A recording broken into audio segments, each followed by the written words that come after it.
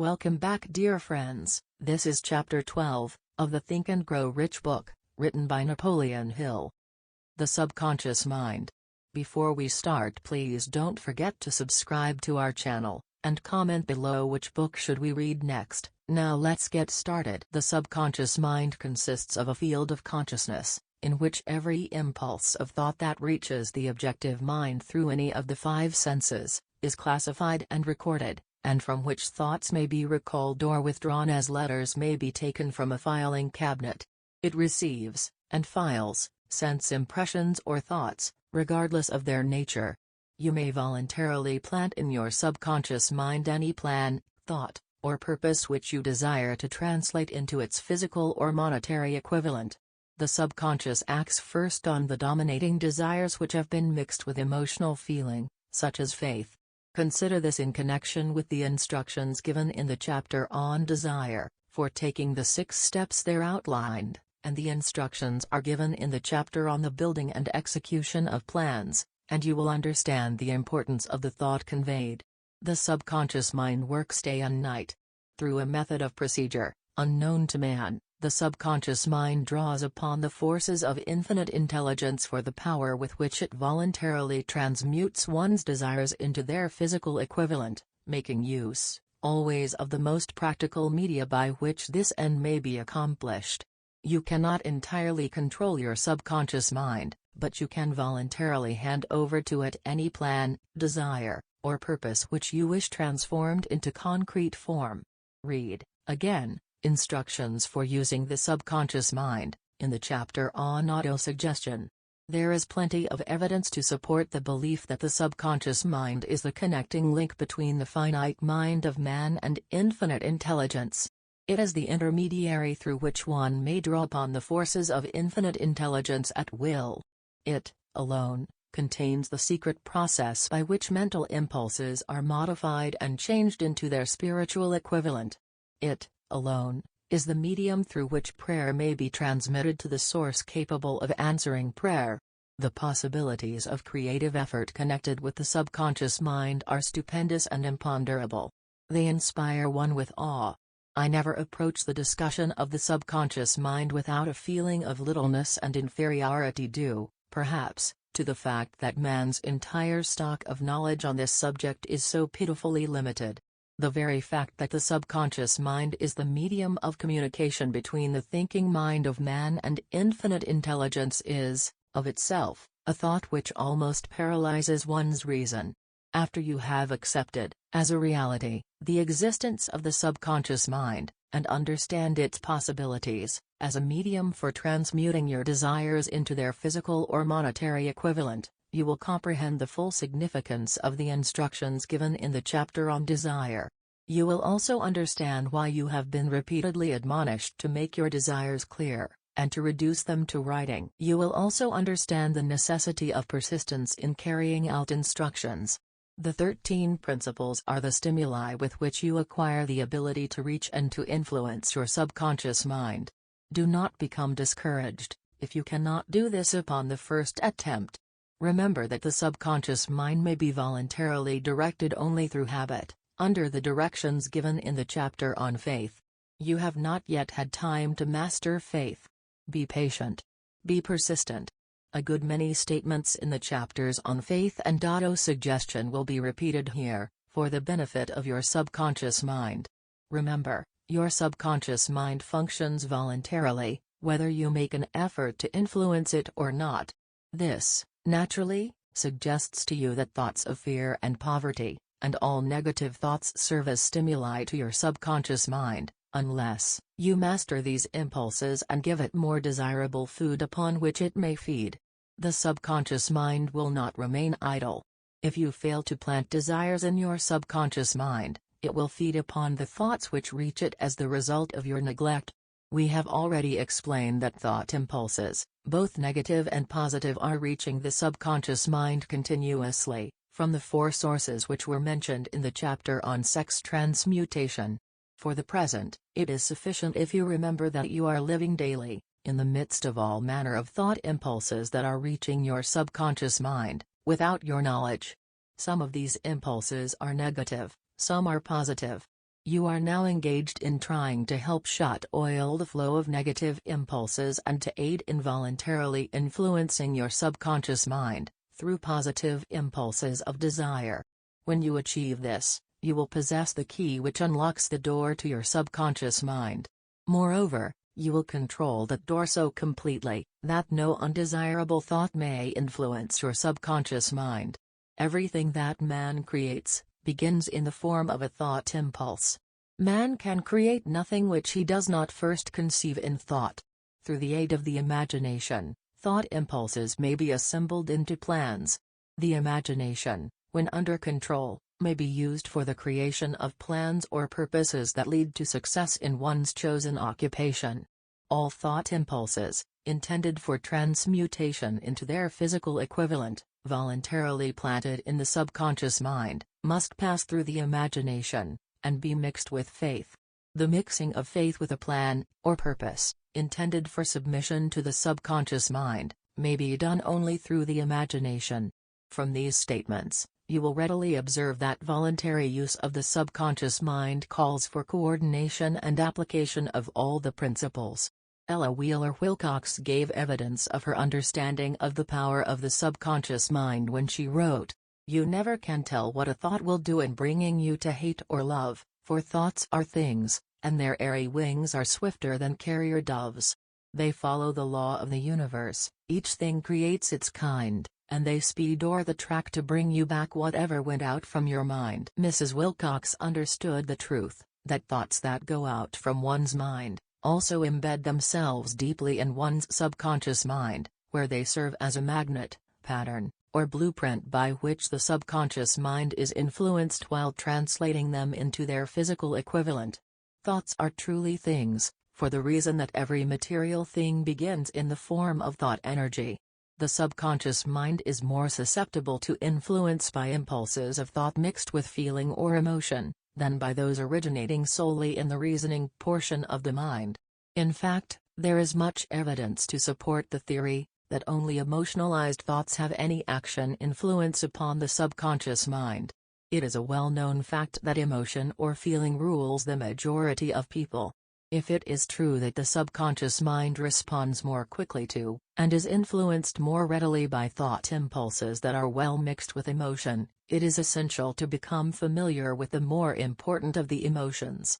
There are 7 major positive emotions and 7 major negative emotions. The negatives voluntarily inject themselves into the thought impulses, which ensure passage into the subconscious mind. The positives must be injected, through the principle of autosuggestion, into the thought impulses which an individual wish to pass on to his subconscious mind. Instructions have been given in the chapter on autosuggestion. These emotions, or feeling impulses, may be likened to yeast in a loaf of bread because they constitute the action element, which transforms thought impulses from the passive to the active state. Thus may one understand why thought impulses, which have been well mixed with emotion, are acted upon more readily than thought impulses originating in cold reason. You are preparing yourself to influence and control the inner audience of your subconscious mind, in order to hand over to it the desire for money, which you wish transmuted into its monetary equivalent. It is essential, therefore, that you understand the method of approach to this inner audience. You must speak its language, or it will not heed your call. It understands best the language of emotion or feeling. Let us, therefore, describe here the 7 major positive emotions and the 7 major negative emotions, so that you may draw upon the positives, and avoid the negatives, when giving instructions to your subconscious mind. The 7 major positive emotions. The emotion of desire. The emotion of faith. The emotion of love. The emotion of sex. The emotion of enthusiasm. The emotion of romance. The emotion of hope. There are other positive emotions, but these are the 7 most powerful, and the ones most commonly used in creative effort. Master these 7 emotions, they can be mastered only by use, and the other positive emotions will be at your command when you need them. Remember, in this connection, that you are studying a book that is intended to help you develop a money consciousness by filling your mind with positive emotions. One does not become money conscious by filling one's mind with negative emotions. The 7 major negative emotions, to be avoided, are: the emotion of fear, the emotion of jealousy, the emotion of hatred, the emotion of revenge, the emotion of greed, the emotion of superstition, the emotion of anger. Positive and negative emotions cannot occupy the mind at the same time. One of the other must dominate. It is your responsibility to make sure that positive emotions constitute the dominating influence of your mind. Here the law of habit will come to your aid. Form the habit of applying and using positive emotions. Eventually, they will dominate your mind so completely that the negatives cannot enter it. Only by following these instructions literally and continuously can you gain control over your subconscious mind. The presence of a single negative in your conscious mind is sufficient to destroy all chances of constructive aid from your subconscious mind. If you are an observing person, you must have noticed that most people resort to prayer only after everything else has failed. Or else they pray by a ritual of meaningless words. And, because it is a fact that most people who pray do so only after everything else has failed, they go to prayer with their minds filled with fear and doubt, which are the emotions the subconscious mind acts upon and passes on to infinite intelligence. Likewise, that is the emotion which infinite intelligence receives and acts upon. If you pray for a thing, but have fear as you pray, that you may not receive it, or that your prayer will not be acted upon by infinite intelligence, your prayer will have been in vain. Prayer does, sometimes, result in the realization of that for which one prays. If you have ever had the experience of receiving that for which you prayed, go back in your memory, and recall your actual state of mind, while you were praying, and you will know, for sure, that the theory here described is more than a theory. The time will come when the schools and educational institutions of the country will teach the science of prayer. Moreover, then prayer may be and will be reduced to a science. When that time comes, it will come as soon as mankind is ready for it, and demands it. No one will approach the universal mind in a state of fear, for the very good reason that there will be no such emotion as fear. Ignorance, superstition, and false teaching will have disappeared, and man will have attained his true status as a child of infinite intelligence. A few have already attained this blessing. If you believe this prophecy is far-fetched, take a look at the human race in retrospect. Less than 100 years ago, men believed the lightning to be evidence of the wrath of God and feared it. Now, thanks to the power of faith, men have harnessed the lightning and made it turn the wheels of industry. Much less than 100 years ago, men believed the space between the planets to be nothing but a great void, a stretch of dead nothingness. Now, thanks to this same power of faith, men know that far from being either dead or a void, the space between the planets is very much alive, that it is the highest form of vibration known, excepting, perhaps, the vibration of thought. Moreover, men know that this living, pulsating, vibratory energy which permeates every atom of matter, and fills every niche of space, connects every human brain with every other human brain. What reason have men to believe that this same energy does not connect every human brain with infinite intelligence? There are no toll gates between the finite mind of man and infinite intelligence. Communication costs nothing except patience, faith, persistence, understanding, and a sincere desire to communicate. Moreover, the approach can be made only by the individual himself. Paid prayers are worthless. Infinite intelligence does no business by proxy. You either go direct, or you do not communicate. You may buy prayer books and repeat them until the day of your doom, without avail. Thoughts that you wish to communicate to infinite intelligence must undergo a transformation, such as can be given only through your own subconscious mind. The method by which you may communicate with infinite intelligence is very similar to that through which the vibration of sound is communicated by radio.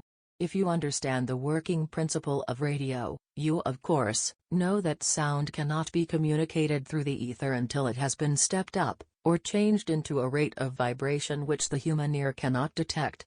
The radio sending station picks up the sound of the human voice, and scrambles, or modifies it by stepping up the vibration millions of times. Only in this way can the vibration of sound be communicated through the ether.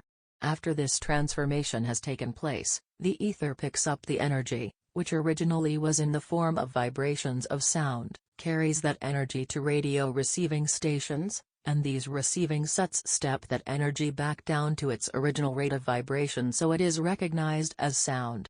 The subconscious mind is the intermediary, which translates one's prayers into terms which infinite intelligence can recognize, presents the message, and brings back the answer in the form of a definite plan or idea for procuring the object of the prayer.